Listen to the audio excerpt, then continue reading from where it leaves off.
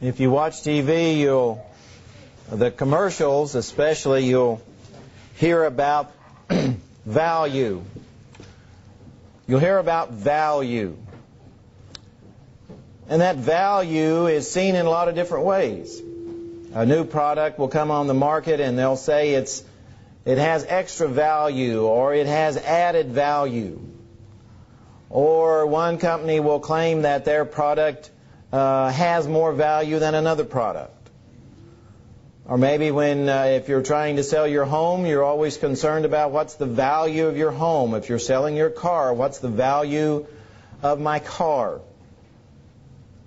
If you have stocks and bonds or whatever, you're always concerned about what their value happens to be.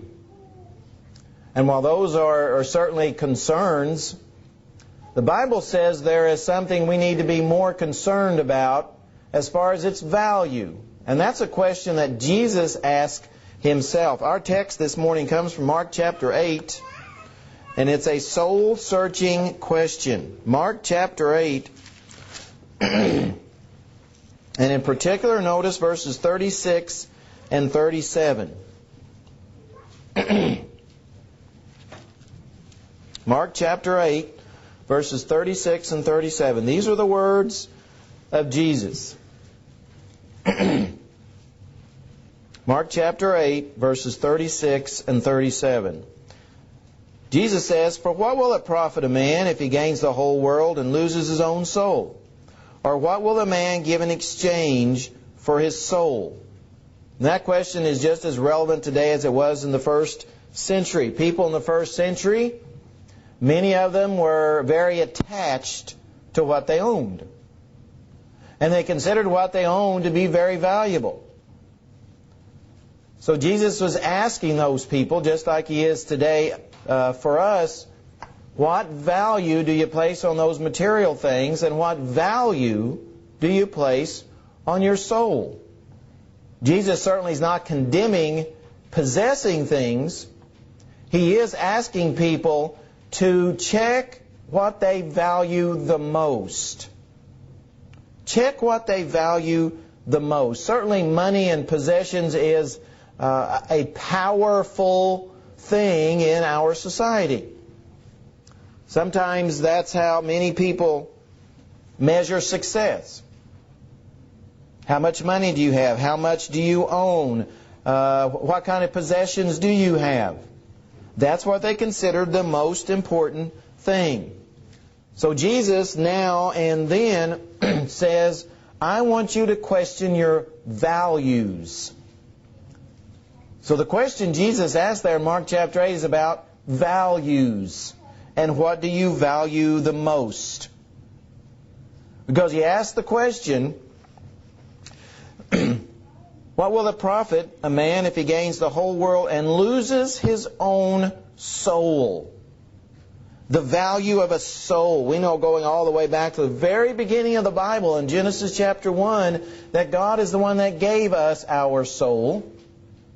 He was the source of our soul, as well as our soul being made in the image of God. So Jesus was he knew beyond a doubt what the value of a soul was. And that's just as true today. Our soul is valuable. He says, though, there's a danger of losing it. Yeah, we can lose it. He says we can.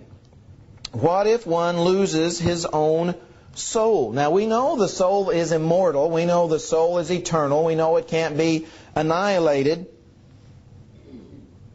We know our soul, Ecclesiastes 12, our body returns to the dust and our spirit returns to God who gave it.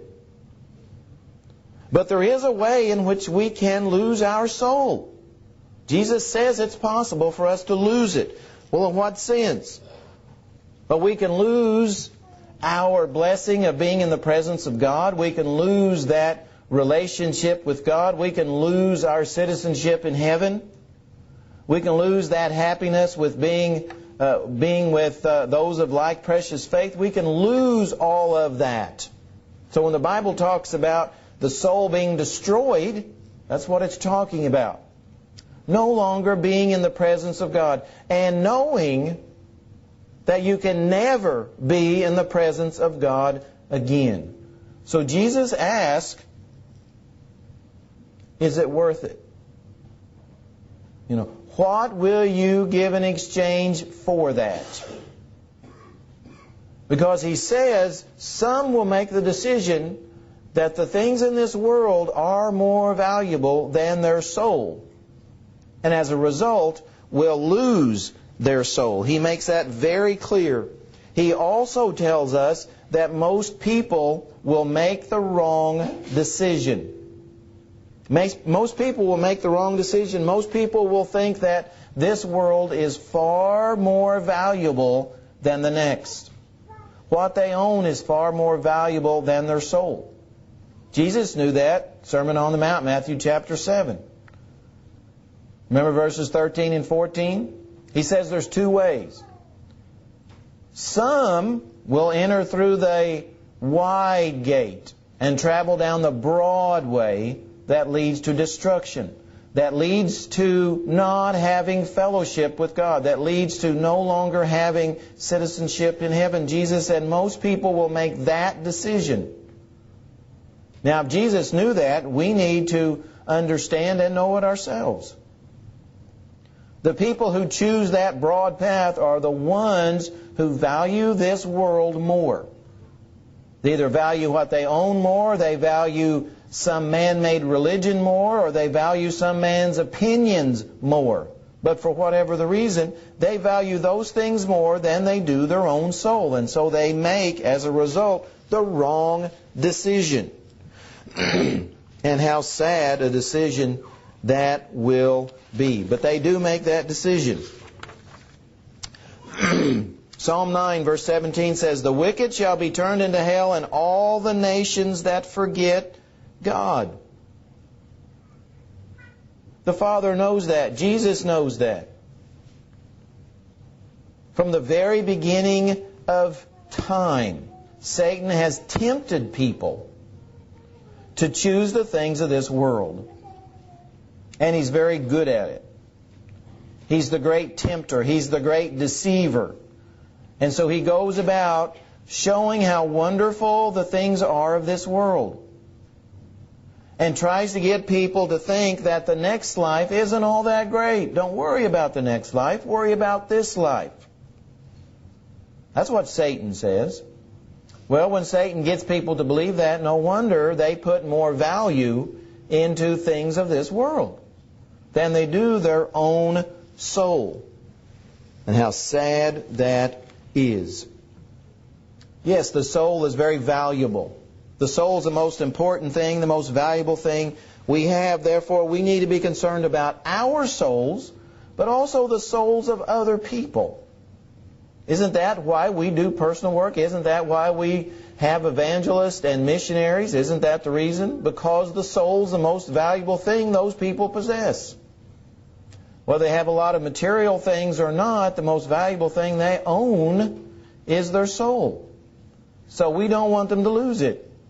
That's why we teach our neighbor, or we teach our coworker, or we go to classes, or we, again, send people halfway around the world, because we know and believe that what those people possess is the most valuable thing they own. Jesus says, what will it profit a man if he gains the whole world? Now imagine for a second someone that gains the whole world. He has more money than he could possibly ever spend. He owns houses of great value all over the world. He possesses all kinds of nice jewelry, and he possesses the finest clothes in the world. He has a great intellect. He has a very high position. He has a lot of power. Jesus says, picture that individual. Picture that person. He has all of that. He's gained the whole world. Jesus says, is it a good trade to have that but lose your own soul. That's what Jesus asked. Jesus said, is that a good trade? Of course, the implication is, no, it's not. It's the worst trade you could ever possibly make. What would be his gain? Jesus says nothing. He would lose it all. The things of this world are very fleeting. The things of this world are very temporary. Why? Because they're physical. And it will all soon be gone. Every bit of it. And so when we think about it in that sense, we understand how little value it really has, whereas the only thing we have that's eternal is our soul. And that's why it has such incredible value. It will be somewhere, it will live and abide somewhere forever. No, it's not going to be annihilated. It will live somewhere forever, and we'll be aware of where that is. We'll be conscious of where we are. And we'll experience feelings where we are, whether it's happiness or sadness. No wonder Jesus said our soul's the most valuable thing we possess. He says there's a profit and loss to be concerned about. What shall it profit a man if he gains the whole world and loses his own soul? There's a profit and loss. People, of course, in the business world have known this from the very beginning. You have to be concerned about profit and loss. But Satan has done the best job in the world of confusing the people of the world of what we should be most concerned about. Now, those people that gain the world, they gain something. They profit something.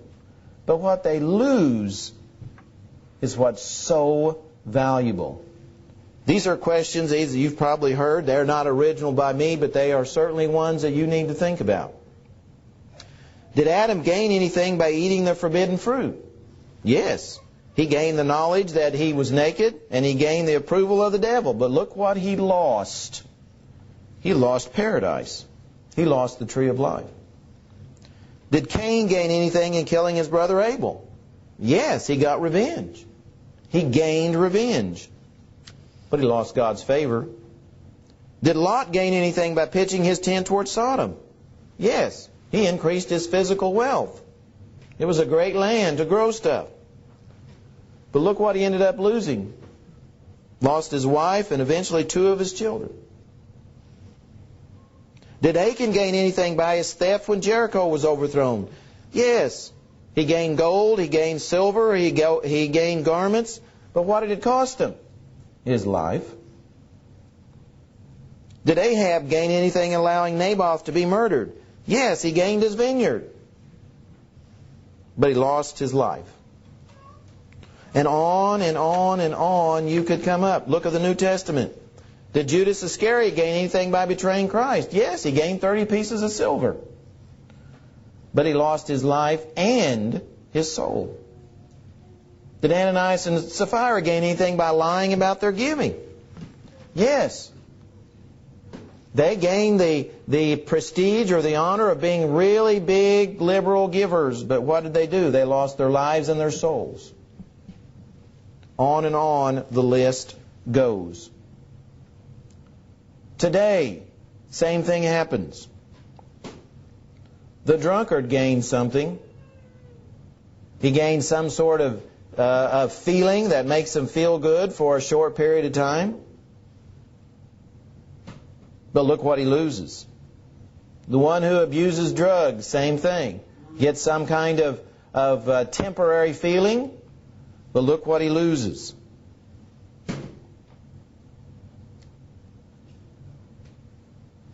Look at the man who cheats on his wife.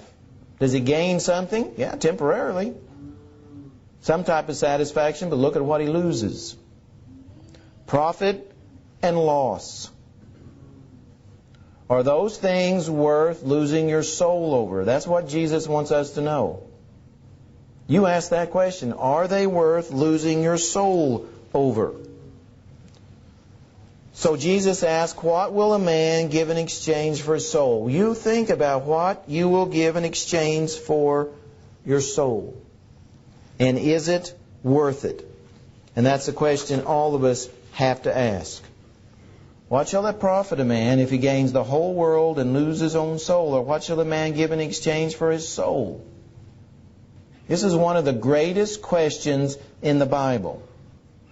And it's a challenge.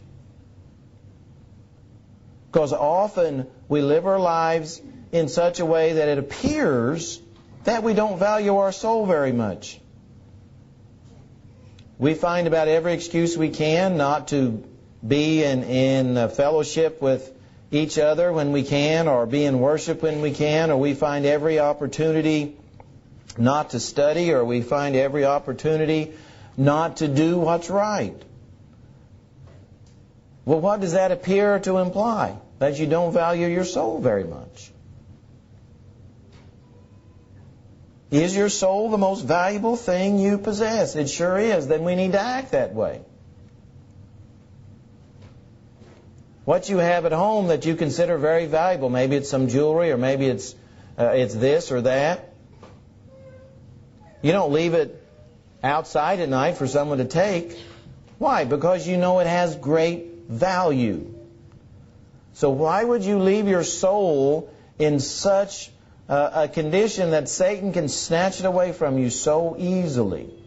Why do you not value your soul like you value these things of the world? That's what Jesus wants to know.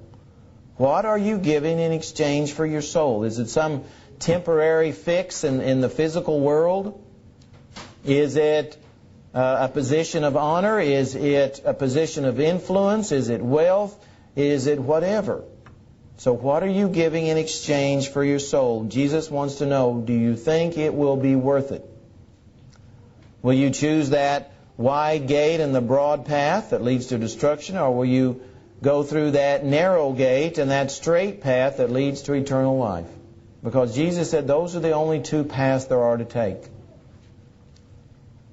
The broad path is chosen by those people who do not value their soul above this world. The narrow path, the constricted path, is chosen by those who understand the soul's the most valuable thing they possess. So what's the answer to you? What will you give in exchange for your soul? This morning, ask yourself that question. Are you ready to put Jesus on in baptism? Are you ready to confess wrongs and ask for prayers of the congregation? Have you been living as if you don't value your soul? If you need to respond, please come this morning as David leads us in this song.